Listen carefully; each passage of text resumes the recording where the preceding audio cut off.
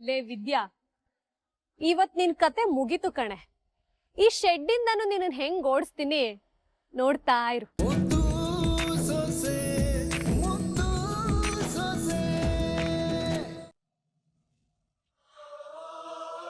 ಇನ್ಮ್ಯಾಗೆ ಈ ತಟ್ಟೆಗೆ ಊಟ ಕೊಡ್ಬೇಕು.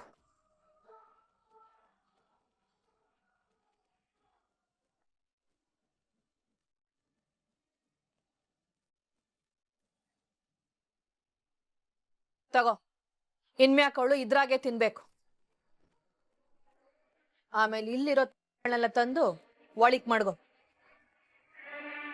ಏಯ್, ನಿನಗೆ ಹೇಳ್ತಾರ ತಗೋ ಅಂದೆ.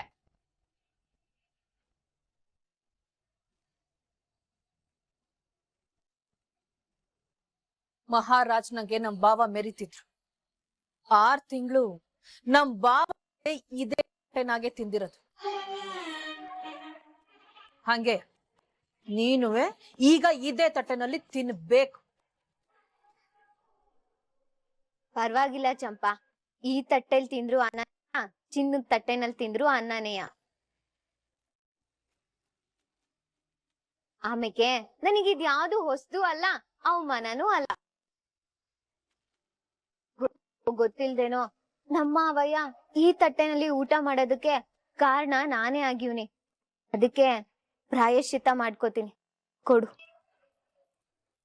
ಪರವಾಗಿಲ್ಲ ಕಣೆ, ಜಟ್ಟಿ ಜಾರ್ ಬಿದ್ರುವೆ ಮೀಸೆ ಮಣ್ಣಾಗ್ಲಿಲ್ಲ ಅನ್ನಂಗೆ ಅದೇಟ್ ಚಂದಾಗ್ ನಾಟಕ ಮಾಡ್ತಿದ್ಯಾ. ಒಳಗೊಂದು ಹೊರಗೊಂಡು ಮಡಿಕೊಂಡ್ ಮಾತಾಡೋರಿಗೆ ನಾಟಕ ಮಾಡೋ ಅವಶ್ಯಕತೆ ಇರ್ತದೆ. ನನಗೆ ಆ ಅನಿವಾರ್ಯತೆ ಇಲ್ಲ ಚಿಕ್ಕತ್ತೆ. ಇವತ್ತೇನಾಗದೋ ಅದಕ್ಕೆಲ್ಲ ಸೂತ್ರಧಾರಿನೇ ನೀವು ಅಂತ ನನಗ್ ಗೊತ್ತು ಚಿಕ್ಕತ್ತೆ.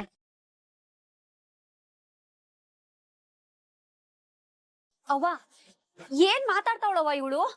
ಮಾತಾಡ್ಲಿರೆ, ನೀನ್ ಮಾತಾಡವ. ಆದ್ರೂ ನನಗೇನು ಗೊತ್ತಿಲ್ಲ ಅಂತ ಮುಕ್ಕು ಆಡ ಆಯ್ಕೊಂಡು ಓಡಾಡ್ತಾ ಇದ್ದೀರಾ. ನೀವು ನಾಟಕ ಮಾಡ್ಬೇಕು, ನಾನಲ್ಲ.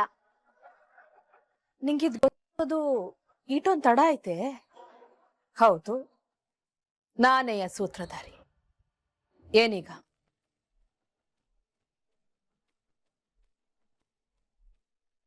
ಈಗ ಆರಂಭ ಕಣೆ, ಅಂತ್ಯ ಇನ್ನು ಕೆಟ್ಟದಾಗಿ.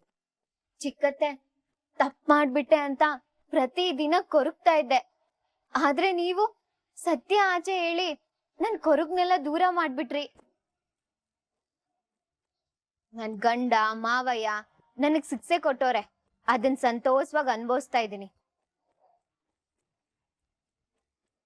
ಯಾಕೆ ಅಂದ್ರೆ ಸತ್ಯ ಹೇಳಕ್ಕಾಗ್ದೆ ನಾನು ಅನ್ಭವಿಸ್ತಾ ಇದ್ನಲ್ಲ, ಅದ್ರ ಮುಂದ್ಗುಟೆ ಇದೇನು ಮಹಾ ಅಲ್ಲ ಬಿಡಿ ಚಿಕ್ಕತ್ತೆ. ನನ್ ಜೀವನದಲ್ಲಿ ನಾನೇ ಮೆತ್ಕೊಂಡಿದ್ ಮಸಿನ ನೀವು ತೊಳ್ದು ದೊಡ್ಡ ಉಪಕಾರ ಮಾಡ್ಬಿಟ್ರಿ.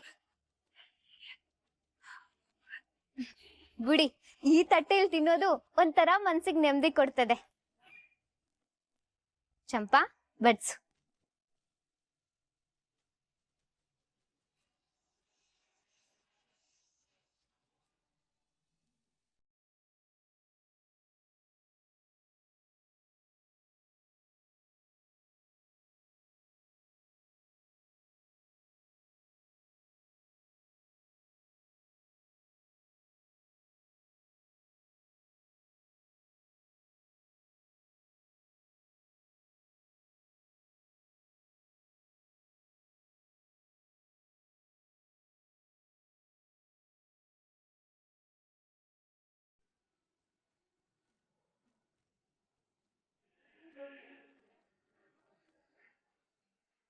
ಅಣ್ಣಯ್ಯ,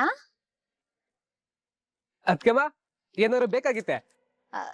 ಏನು ಬೇಡ. ಯಾಕೆ ಬೇಸರದಲ್ಲಿ ಕೂತಿದ್ದೀರಾ? ಏನಾಯ್ತು ನಿಮ್ಗೆ? ಯಾವಾಗ್ಲೂ ನಮ್ ಗೌಡ್ರ ಜೊತೆಲಿ ಇರ್ತಿದ್ರಿ, ಏನಕ್ಕೆ ಒಂಟಿಯಾಗಿ ಕೂತಿದ್ದೀರಾ? ಅಣ್ಣ ತಮ್ಮಂಗೀಗ ನಾನು ಬ್ಯಾಡ್ವಾಗ ಹೋಗಿದ್ದೀನಿ ಅದ್ಕೆಮ್ಮ. ಈಗಿರೋ ಒಂದ್ ಪರಿಸ್ಥಿತಿಲಿ ಒಳ್ಳೆ ಮಾತುಗಳು ಕಿವಿಗೆ ಯಾವ್ದು ಹಿತವಾಯ್ತಿಲ್ಲ. ಅವ್ರ ಪರಿಸ್ಥಿತಿ ಹಂಗಾಗಿರೋದ್ರಲ್ಲಿ ಯಾವ ಆಶ್ಚರ್ಯನೂ ಇಲ್ಲ ಅಣ್ಣ. ನೋಡುವ ಬಿಡಿ, ಅವ್ರ ಮನ್ಸು ಹೊಸಿ ತಿಳಿ ಆಗ್ಲಿ. ತಿಳಿ ಆಗಕ್ಕೆ ಎಲ್ ಬಿಡ್ತಾ ಇದಾರೋ ಅದ್ಕೆಮ್ಮ. ಯೋನ್ ಹೇಳ್ತಿದ್ದೀರಾ ಅಣ್ಣಯ್ಯ? ನಂಗೇನು ಅರ್ಥ ಆಯ್ತಾ ಇಲ್ಲ. ಹೊಸಿ ಬಿಡ್ಸಿ ಹೇಳಿ. ಆ ಶುಭಾಷಣ ನಮ್ಮ ಅಂಟ ಮುಂದ್ ಪರಿಸ್ಥಿತಿನ ಬಳಸ್ಕೊಂಡು ದಿನ ಕುರ್ಸಿ ಕುರ್ಸಿ ಹಾಳು ಮಾಡ್ತಾನೆ ಅದಕ್ಕೆಮ್ಮ. ಅಷ್ಟೇ ಅಲ್ಲ ಅದಕ್ಕೆಮ್ಮ, ನಿಮ್ ಮೇಲೆ ಇಲ್ಸಲ್ತೆಲ್ಲ ಹೇಳಿ ಅಂಟ ಮುಂದ್ ಕೋಪನ ಹೆಚ್ಚಿಗೆ ಮಾಡ್ತಾವ್ರೆ. ಒಟ್ಟಲ್ಲಿ ಅವರೆಲ್ಲ ಏನೋ ಉದ್ದೇಶ ಇಟ್ಕೊಂಡು ಅಂಟ ಮುಂದ್ ತಲೆನ ಕೆಡಿಸ್ತಾವ್ರೆ ಅದಕ್ಕೆಮ್ಮ. ಆ ಉದ್ದೇಶ ಯೋನಾದ್ರೂ ಆಗಿರ್ಲಿ ಅಣ್ಣಯ್ಯ, ಅದ್ ನೆರವೇರೋದಕ್ಕೆ ನಾನ್ ಅವಕಾಶ ಕೊಡಕ್ಕಿಲ್ಲ. ಅವ್ರ ಹೆಂಡ್ರು ನಾನಿನ್ನು ಬದುಕಿವ್ನಿ. ಅವ್ರು ಯೋನ್ ಅನ್ಕೊಂಡ್ಬಿಟ್ಟಿದ್ದಾರೆ. ಇರಿ, ನಾನ್ ಹೋಗ್ಬಿಟ್ಟು ಗೌಡ್ರ ತವ ಮಾತಾಡ್ಕೊಂಡ್ ಬರ್ತೀನಿ. ಇಂಥದ್ದೇ ಹೋಗ್ಬೇಡಿ ನೀವು. ಮೊದ್ಲೇ ನಮ್ಮ ಅಂಟಮ್ಮ ನಿಮ್ ಹೆಸರು ಹೇಳಿದ್ರೆ ಚಾನೆ ಕುರಿತಾವ್ನೆ. ಪರವಾಗಿಲ್ಲ ಅಣ್ಣಯ್ಯ, ಅವ್ರ ನನ್ ಮೇಲೆ ಏಟಾದ್ರೂ ಕೋಪ ಮಾಡ್ಕೊಳ್ಳಿ. ಅದಕ್ಕೆಮ್ಮ ಅಲ್ಲೇನಾದ್ರೂ ಹೆಚ್ಚು ಕಮ್ಮಿ ಹೆದರ್ಕೋಬೇಡಿ ಅಣ್ಣ, ನಾನ್ ಮಾಡಿರೋ ತೆಪ್ಪಿಗೆ ಇವತ್ತು ಶಿಕ್ಷೆ. ಆದ್ರೆ ಹೆಂಡತಿ ಅನ್ನೋ ಅಧಿಕಾರ ಹಕ್ಕು ಇನ್ನ ಕಳ್ಕೊಂಡಿಲ್ಲ. ಅವ್ರಿಗ್ ನನ್ ಮೇಲೆ ಏನೇ ಅಭಿಪ್ರಾಯ ಇರ್ಬೋದು, ಆದ್ರೆ ನನಗ್ ಮಾತ್ರ ಅವ್ರ ಮ್ಯಾಲಿರೋ ಪಿರುತಿ, ಅಟ್ಟಿ ಮ್ಯಾಲಿರೋ ಗೌರವ ಹಂಗೆ ಅದೇ. ಯಾಕೆ ಅಂದ್ರೆ ಈ ಅಟ್ಟಿ ನಂದು, ಇಲ್ಲಿ ಇರೋರ್ ಎಲ್ರು ನನ್ನೋರು. ಇವತ್ತಲ್ಲ ನಾಳೆ ಎಲ್ಲ ಸರಿ ಹೋಯ್ತದೆ ಅನ್ನೋ ನಂಬಿಕೆಲೆ ನಾನಿಲ್ಲಿ ಇವ್ನಿ. ಅದ್ ಸರಿ ಹೋಗೋ ಗಂಟನುವೆ ನಮ್ಮ ಅಟ್ಟಿ ಮೊದಲ ತರಾನೇ ಇರ್ಬೇಕು. ಅದ್ರಲ್ಲಿ ಒಂಚೂರು ವ್ಯತ್ಯಾಸ ಆದ್ರೂನುವೆ ನಾನ್ ಬಿಟ್ಕೊಡ್ತೀಯ. ನೆಮ್ಮದಿನ ಹಾಳ್ ನಾನ್ ಸುಮ್ಕೆ ಬಿಡಕ್ಕಿಲ್ಲ.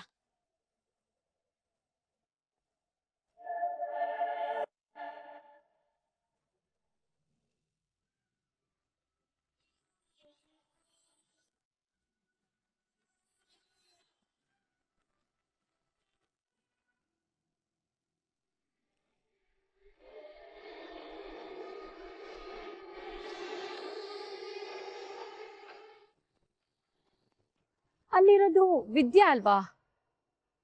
ಇಲ್ಲೇನ್ ಮಾಡ್ತಾ ಇದ್ದಾಳೆ? ಎಕ್ಸ್ಕ್ಯೂಸ್ ಮೀ, ಅದು ವಿದ್ಯಾ ಅಲ್ವಾ? ಅವಳೆಯ ಅಲ್ಲ, ನೀನ್ ನೋಡಕ್ ಬಂದಿದ್ದು ನಮ್ ಭವಾನಿ ಅಕ್ಕಂತಾನೆ. ಮತ್ತೆ ಅವಳ ಹೆಂಗ್ ಗೊತ್ತು ನಿಂಗೆ? ಅದು ನಾನು ಅವರು ಒಟ್ಟಿಗೆ ಕೋಚಿಂಗ್ ಕ್ಲಾಸ್ಗೆ ಹೋಗ್ತಾ ಇದ್ವಿ. ಓಹೋ, ಯಾವ್ದೋ ಓಬಿರಾಯಿನ ಕಾಲದಲ್ಲಿ ಒಟ್ಟಿಗೆ ಓದ್ತಾ ಇದ್ರಾ? ಸವಿ ಸವಿ ನೆನಪು ಅನ್ನು. ಇಲ್ಲ ಅಕ್ಕ, ಮೆಡಿಕಲ್ ಎಂಟ್ರೆನ್ಸ್ ಎಕ್ಸಾಮ್ ಕೋಚಿಂಗ್ ಹೋಗ್ತಾ ಇದ್ದೀನಿ.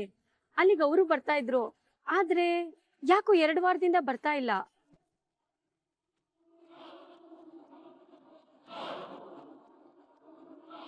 ನೋಡು, ಅವಳು ಎಲ್ಲಿಗ್ ಬರ್ತಾ ಇದ್ಲು, ಯಾವಾಗ ಬರ್ತಾ ಇದ್ಲು, ಸ್ವಲ್ಪ ಬಿಡಿಸಿ ಹೇಳ್ತೀಯಾ?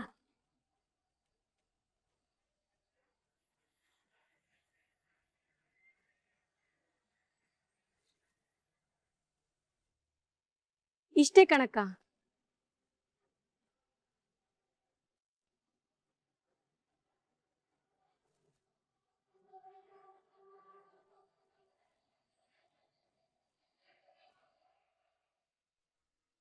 ಸರಿ, ಮಾತಾಡ್ಸ್ಕೊಂಡ್ ಬರ್ತೀನಿ.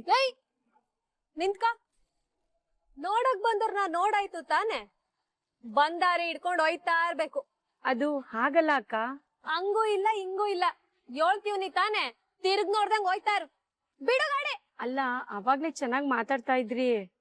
ಹೂ ಕಣೆ, ಚೆನ್ನಾಗ್ ಮಾತಾಡ್ತೀನಿ, ಕೇಳ್ಕೊಂಡ್ ಕೂತಿರೋ. ಏಯ್ ಬಿಡ ಗಾಡಿ, ಹೋಗೆ.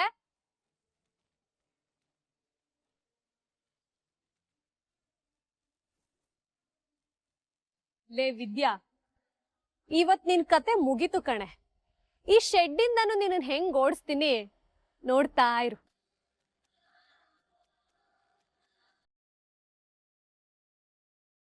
ಅವ್ವ,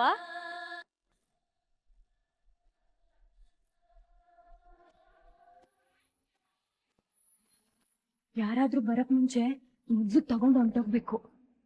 ಎಲ್ಲಿಟ್ಟವ್ರೆ?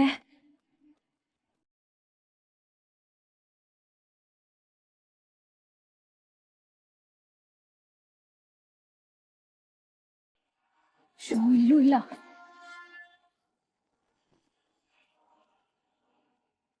ವಾ, ಇಲ್ಲ ಇದ್ದೆ.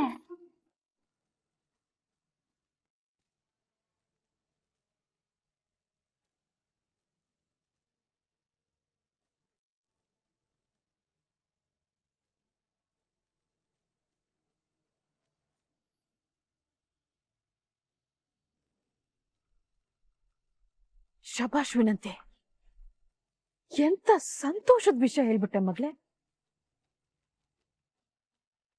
ನಮ್ಮ ಅವಳ ಪಗಡೆ ಆಟದಲ್ಲಿ ಇನ್ನೇನ್ ನಮ್ಮನ್ನ ಸೋಲಿಸ್ಬಿಡ್ತಾಳೆ ಅನ್ನೋ ಟೈಮಿಗೆ ಅವಳು ಓದ್ಕತ್ತಾವಳೆ ಅನ್ನೋ ವಿಷಯ ಹೇಳಿ ಒಳ್ಳೆ ಕೆಲ್ಸ ಮಾಡ್ಬಿಟ್ಟೆ.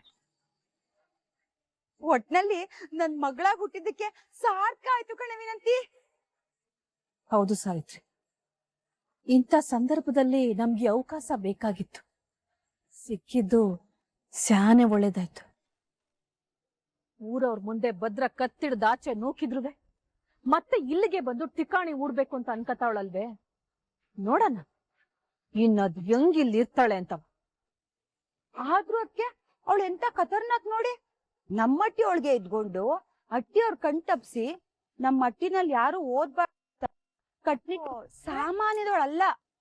ಆ ಅಸಾಮಾನ್ಯದವಳು ಯಾರು ಊಹಿಸಕ್ಕಾಗ್ದಾರಂತ ಕೆಲ್ಸ ಮಾಡಕ್ ಹೊಂಟ, ಅದೇ ಅವಳ ಪಾಲಿಗೆ ಮುಳ್ಳಾಗೋಯ್ತದ ಸಾವಿತ್ರಿ.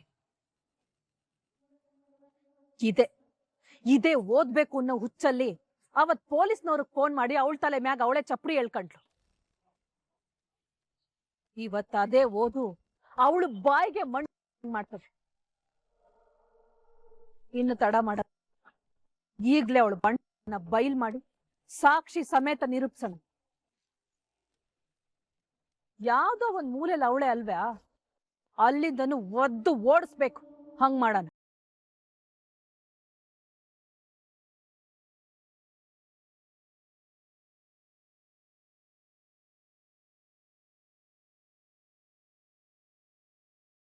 ಚಂಪಂಗೆ ಬುಕ್ ಸಿಕ್ತೋ ಇಲ್ವೋ, ಇಲ್ಲ ಅವಳೇ ಸಿಕ್ಕಾಕೊಂಡ್ಲಾ?